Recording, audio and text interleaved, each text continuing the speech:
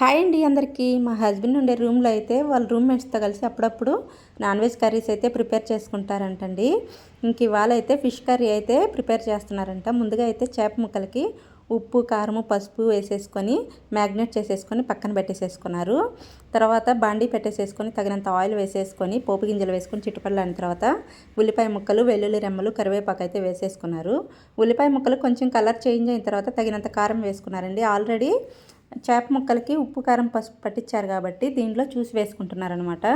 ఇంకా కారం అంతా వేసేసుకున్న తర్వాత పచ్చివాసన పోయేంత వరకు ఫ్రై చేసేసుకొని కట్ చేసుకున్న టమాటా ముక్కలు అయితే వేసేసుకున్నారండి. టమాటా ముక్కలు బాగా అయితే ఫ్రై అయిపోవాలి, అప్పుడు మనకి గ్రేవీ అనేది బాగుంటుందన్నమాట.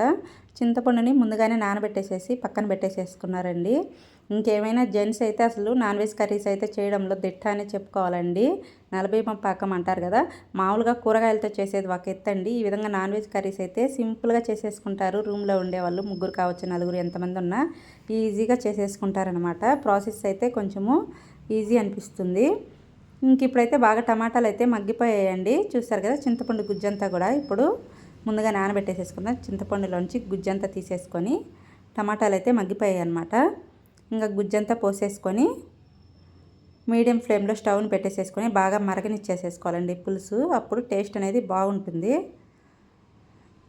మనం వాటర్ చూసేసుకొని వేసుకుంటే సరిపోతుంది. మరి పలచగా ఉంటే పులుసు అనేది బాగుండదు. మనకి మీడియంగా ఉండేటట్టు చూసుకుంటే బాగుంటుంది గ్రేవీకి.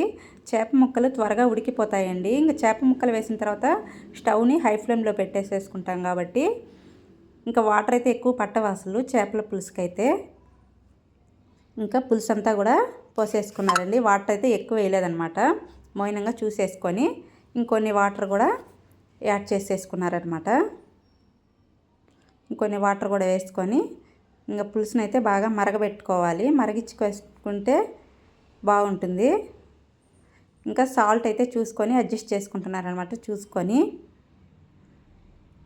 తగినంత సాల్ట్ వేసేసుకొని ఇప్పుడైతే పులుసు అయితే మరిగిపోయిందండి. పులుసు మరిగిన తర్వాత ఈ విధంగా ముందుగా మ్యాగ్నేట్ చేసుకున్న చేప ముక్కలన్నింటినీ కూడా వేసేసుకుంటున్నారు.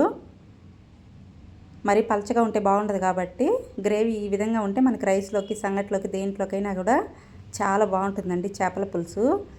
చూసారు కదా, ఇంక చేపల ఇవి త్వరగా ఉడికిపోతాయండి. మనకి టైం ఎక్కువ కూడా తీసుకోవన్నమాట. 10 నిమిషాల్లో ఫిష్ అనేది ముక్క త్వరగా ఉడికిపోతుంది. ఇంకా చేప ముక్కలు వేసేసుకొని ఒక 10 నిమిషాల పాటు హై ఫ్లేమ్లో ఉడికిచ్చేసేసుకుంటే చేపల పులుసు రెడీ అయిపోతుంది. చూసారు కదా, చేప ముక్కలు వేసిన తర్వాత గెరిటితో అయితే కలిపెట్టేసేసుకోవచ్చండి. ఇంకా తర్వాత ఉడకబట్టేసిన తర్వాత అయితే మనం గెరిటితో తిప్పుకోకూడదు. ఇగో చేప ముక్కలు వేసిన ఒక 5-10 నిమిషాలకి ఈ విధంగా అయితే అడుగంటుతుంది అనమాట. అడుగంటకుండా ముందుగానే ఈ విధంగా మనము గెరిటితో అయితే ఇంకా తిప్పకూడదండి. చేప ముక్కలు ఉడకబట్టాయి కాబట్టి మెత్తగా ఇదైపోతాయి అన్నమాట. అవి క్లాత్ పట్టుకొని అటు ఇటు పట్టుకొని ఈ విధంగా అయితే బాండీని అయితే ఊపేస్తే ముక్క అనేది చెదరకుండా మనకి ముక్క తీరుగా ఉంటుంది. ఇంకా ఫైనల్గా అయితే ఫిష్ కర్రీ మసాలా అవి కూడా వేసేసుకుందాము. మెంతులు, ధనియాలు, జీలకర్ర అది కూడా దంచేసేసుకోవచ్చు అనమాట. లేదంటే ఇప్పుడు మనకి మార్కెట్లో ఫిష్ కర్రీ మసాలా కూడా అవైలబుల్గా ఉంది కదా, ఆ మసాలా వేసుకున్నా కూడా సరిపోతుంది. చూసారు కదా, వేడివేడిగా చేపల పులుసు అయితే రెడీ అయిపోయిందండి. ఫైనల్ లుక్ అయితే ఇది. ఇంక మనం సాల్ట్ చూసి అడ్జస్ట్ చేసుకుంటే తర్వాత వేడివేడి రైస్లో వేసేసుకొని తినేసేయచ్చు. వాళ్ళు చేసిన వంట మీకు ఎలా అనిపించిందో చిన్న కామెంట్ అయితే చేసేయండి. మన ఛానల్ ఫస్ట్ టైం ఎవరైనా చూస్తున్నట్టయితే ప్లీజ్ సబ్స్క్రైబ్ అయితే చేసుకోండి. బాయ్ అండి.